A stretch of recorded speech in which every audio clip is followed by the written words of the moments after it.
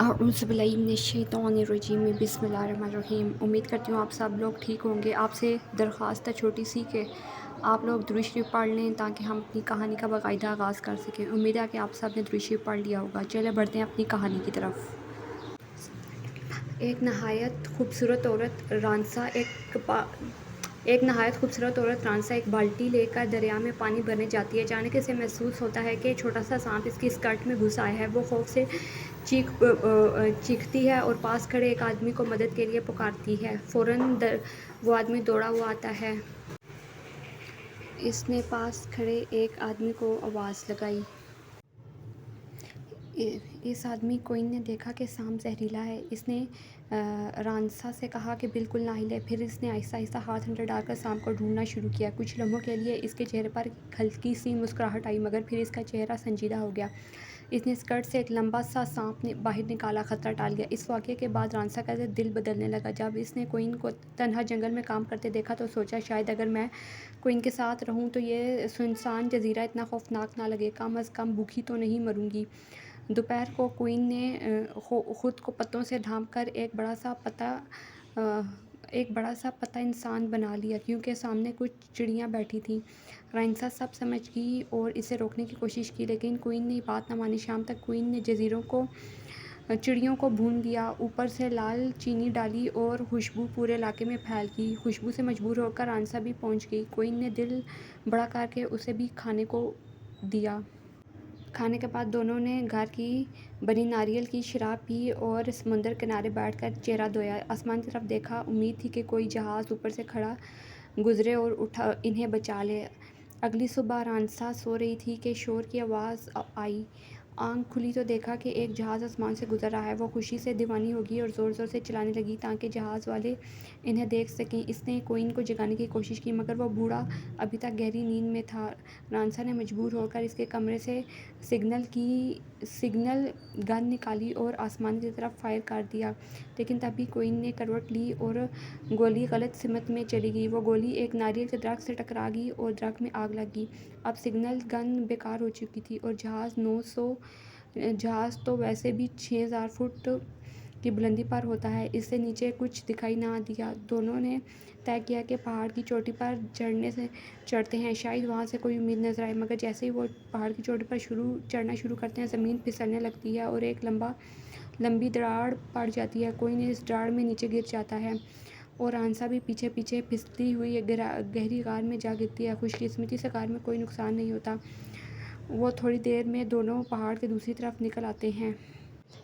तभी कोइन की नज़र रांसा के सर पर रेंगते हुए एक जहरीले बिच्छू पर पड़ती है। वो फ़ौरन बिच्छू को ज़मीन पर गिराकर मार देता है, लेकिन तब काफ़ी वक्त ज़ाया हो चुका था। तब वो चोटी पर पहुँचे तो आसमान खाली था। अब सिर्फ चारों तरफ समुंदर था। कोई इंसान या मददगार नहीं था। दूर दूर तक कोई भी नहीं था। ये मंजर देखकर कोइन अंदर से टूट गया और ज़मीन पर बैठकर रोने लगा। रांसा इसके पास आई, इसे प्यार और समदर्दी से संभाला। इसने कहा, अगर हमें ज़िंदगी भर इस जजीरे में रहना पड़े तब भी मैं तुम्हारा साथ दूंगी।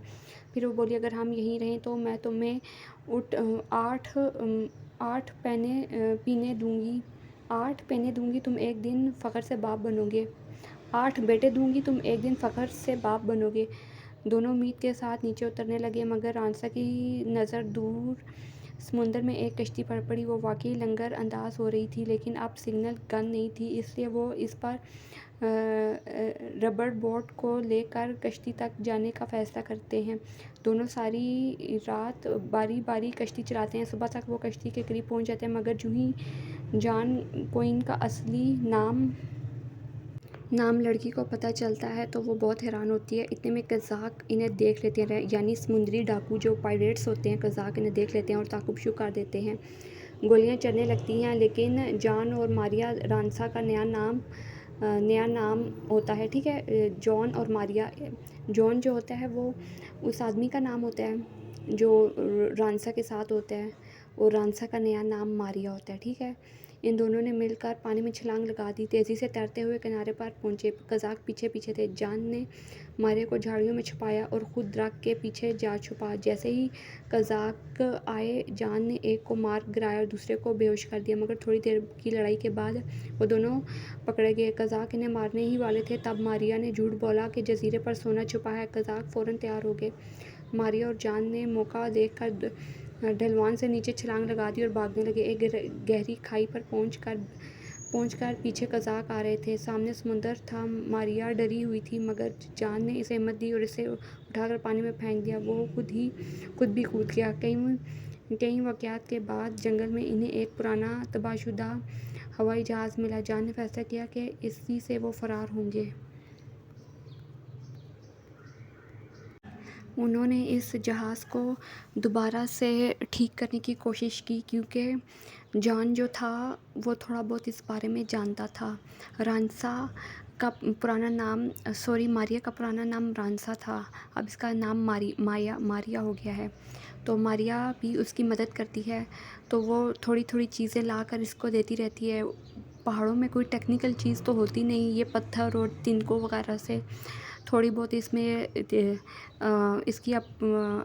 اس کو جہاز کو بہتر کرنے کی کوشش کرتے ہیں، لیکن پھر بھی تھوڑا سا کسی قابل ہوتا ہے لیکن وہ اڑ نہیں پاتا، اڑنے کے بالکل قابل نہیں ہوتا کیونکہ اس کا انجن بیکار ہو چکا ہوتا ہے، زنگ لگ چکا ہوتا ہے اس کے انجن کو۔ اب یہ اداس بیٹھے ہوتے ہیں دونوں۔ اگلی صبح قزاقوں کا ایک دوبارہ بڑا لشکر آتا ہے۔ قزاق ادھر اپنے پرانے ساتھیوں کو ڈھونڈنے آتے ہیں جو پہلے ادھر آئے تھے، ان کو اپنے ساتھی نہیں ملتے۔